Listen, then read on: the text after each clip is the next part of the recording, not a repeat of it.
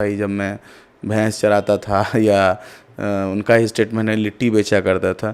तो आप तो कभी खुद डिपेंडेंट थे किसी के रोज़गार के लिए, और आपकी एक फ़िल्म से आप कितना रोज़गार दे देते हैं। मतलब 10 20 50 लोग, कितने लोगों की आपकी यूनिट होती होगी। तो कोई ये बहुत बड़ी चीज़ नहीं है।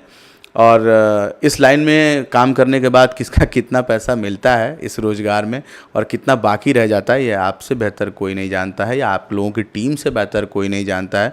जिसके पास 10 ठो फ़ोन जाते हैं तगादे के कि मेरा इतना बाकी है, मेरा इतना बाकी है, मेरा खुद का बाकी है, अब दुनिया का तो छोड़िए।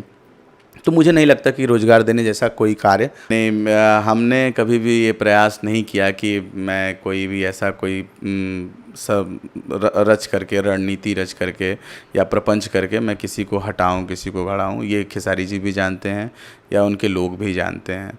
हाँ, मैं थोड़ा स्वाभिमानी व्यक्ति हूँ, स्वाभिमान के साथ कभी मैंने समझौता नहीं किया। मैं अपनी शर्तों पे काम करता हूँ, या अगर सामने वाले की शर्त अच्छी है तो उसे भी मैं मतलब सहर्ष स्वीकार करता हूँ कि नहीं, ये बहुत अच्छी बात थी, ये मुझे नहीं पता थी और आपके साथ काम करने में मज़ा आएगा। तो मुझे नहीं लगता कि मैंने किसी को टारगेट कोई मुझे कर रहा है या मैं किसी को कर रहा हूँ। हाँ, बातें होती हैं इंडस्ट्री में, अगर भाई आप कहीं गलत बोल रहे हैं तो मैं बोलूँगा, या मैं कहीं गलत बोल रहा हूँ तो आप बोलो, या पब्लिक बोलेगी, कोई ना कोई तो बोलेगा। बोलना तो पड़ेगा, बिना बोले कुछ नहीं होगा।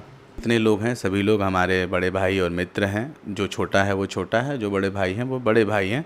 लेकिन काम जो होता है, कहीं काम को लेकर के कुछ मिसअंडरस्टैंडिंग या तालमेल नहीं बैठना, इसको कोई मतलब कोई बहुत बड़ी बात नहीं है। हम आपकी बात से सहमत हैं, आप हमारी बात से सहमत नहीं हैं, तो ये आपका अपना ओपिनियन है। हालांकि टारगेट वाली जो बातें हैं, तो ये चीज़ें मीडिया में आप खुद ढूंढेंगे तो मिल जाएगी, या लोग ढूंढेंगे तो मिल जाएगा कि किसने कितने गाने चोरी करके गाए, किसने किसके गाने कितने उठा करके गाए, किसने कितना कंट्रोवर्सी किया इंडस्ट्री में या कर रहा है। तो ये सारी चीज़ें लोगों के बीच पड़ी हुई हैं, और उसको कह कर के बुरा बनने का कोई मतलब नहीं बनता। हालांकि फिर भी कुछ लोग भाई सुधरते नहीं हैं या संभलते नहीं हैं, तो उसका जवाब पब्लिक देती है, उसका जवाब वक्त देता है, उसका जवाब आपका खुद आने वाला समय देता है। तो वेट एंड वॉच वाली सिस्टम है।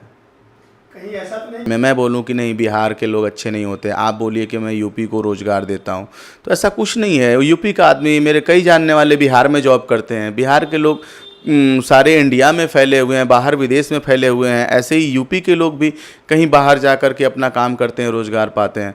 तो वहाँ की स्टेट्स तक ये नहीं बोलती कि नहीं हम यूपी वालों को रोज़गार दे रहे हैं, हम बिहार वालों को रोज़गार दे रहे हैं।